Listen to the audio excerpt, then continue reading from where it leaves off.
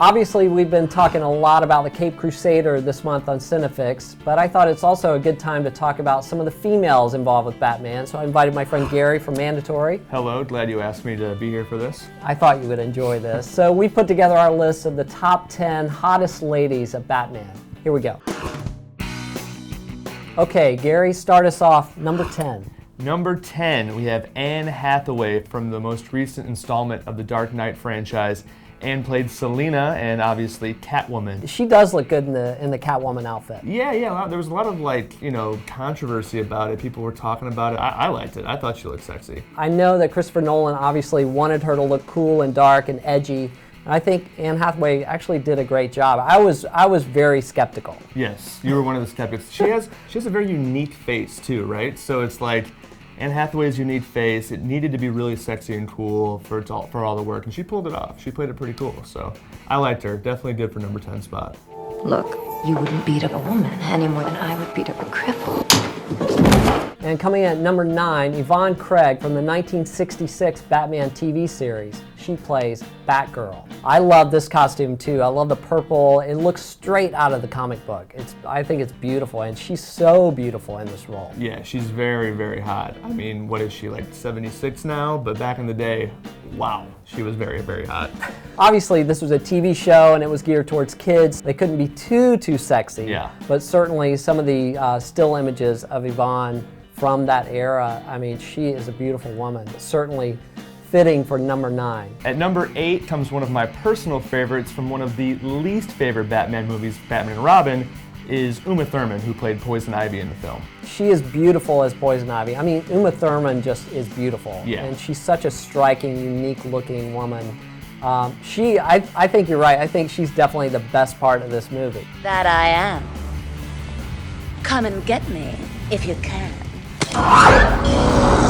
Totally. I mean, she's always a badass, right? Yeah. And I remember growing up and seeing Poison Ivy. She was really the bad girl, and like when Robin kisses her, it's just very, very sexy. You know, Yeah. Poison Ivy definitely pulled it off, and you kind of wanted to dip your toe in the bad girl waters with Poison Ivy.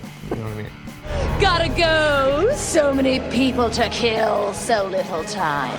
Coming in at number 7 is Rachel Dawes, the original Rachel Dawes, Katie Holmes. It's not who you are underneath.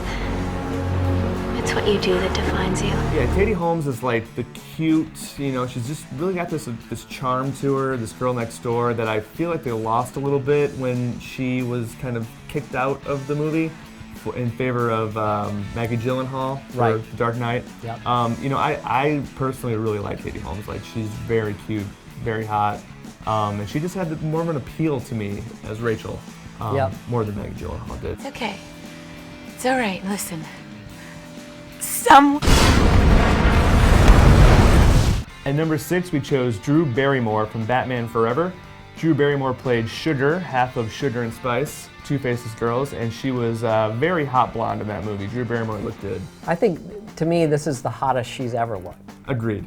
I mean, I've seen some beautiful photographs of Drew Barrymore, but I feel like you do a lot in Photoshop Absolutely, with her. yeah. She's a tricky woman to photograph, but she looks incredible in this movie. All right, coming in at number 5, going back to 1989, Kim Basinger. I mean, with a name like Vicky Vale, you just have to be sexy, and Kim Basinger really fills that role, I think, quite well. This is another example to me of perfect timing for casting. She was in her prime in that role. She was beautiful in LA Confidential too. You're the first man in 5 years who didn't tell me I looked like Veronica Lake inside of a minute. Which was a number of years later. Yeah. But this, I think Tim Burton made a good choice. Yeah, I was 6 years old when Batman came out, and even at 6 years old, I knew Kim Basinger had it going on. So, well done, Tim Burton. Thank you for that. Whatever you do, don't let go. Coming in at number 4 is Marion Cotillard from The Dark Knight Rises. Marion played Miranda, and, well, until you realize that she is also Talia al Ghul at the end. But he's not the child of Ra's al Ghul. I am. Little spoiler alert there, but Marion Cotillard is just gorgeous. Just pure gorgeous. And, you know, perfect for that role in the movie, I thought. My only problem with her in that movie is we didn't get to see more of her. I mean, there was, you know, certainly some great moments, but I just think she's by far the most beautiful woman in cinema today. Wow. Number 3, Michelle Pfeiffer. I am Catwoman. Hear me roar. In 1992, Batman returned with Catwoman essentially at the helm with Michelle Pfeiffer. She had every guy in the audience feeling very frisky, and she looked kind of beyond belief. She was incredible in that outfit. Yeah, she was a fine feline in that movie. I think the 1992 people's eyes popped out of their head when they saw her first in the Catwoman outfit. Yep. I know mine did as a young lad. Maybe I'll just give myself a bath right here. I think a lot of people might be upset that she's number 3 because people think Michelle Pfeiffer was like the Catwoman of all time, the Batman villain of all time. Right. As far as sexiness goes anyways. Gotta go. Girl talk. From the 90s Catwoman to the original Catwoman, coming in at number 2 is Julie Newmar. It was tough to pick her second and not first because Julie Newmar, she was so incredibly stunning. I mean, imagine 1966. Yeah. In that outfit, her Catwoman suit was beyond belief. It was just, I can't believe that was on TV. I was gonna say, I mean, we just talked about how everyone went crazy for Michelle Pfeiffer, and just, you know, flashback 30 years, and you got Julie Newmar in the Catwoman suit when parents didn't even sleep in the same beds. So, you know, pretty amazing. Her rapport with Adam West was incredible. Yeah, I mean, like, fans of the modern Batman don't understand the playfulness that was on the old show, and she was perfect for that. Like you said, her and Adam West were just awesome back and forth. Perhaps we might get to know each other a little better. I would think that we know each other well enough by now. And now for the number 1 hottest Batman girl of all time, Nicole Kidman from Batman Forever. My place, midnight. This was the apex to me of Nicole Kidman. She did To Die For also that year, Yeah. and she looked incredible in that.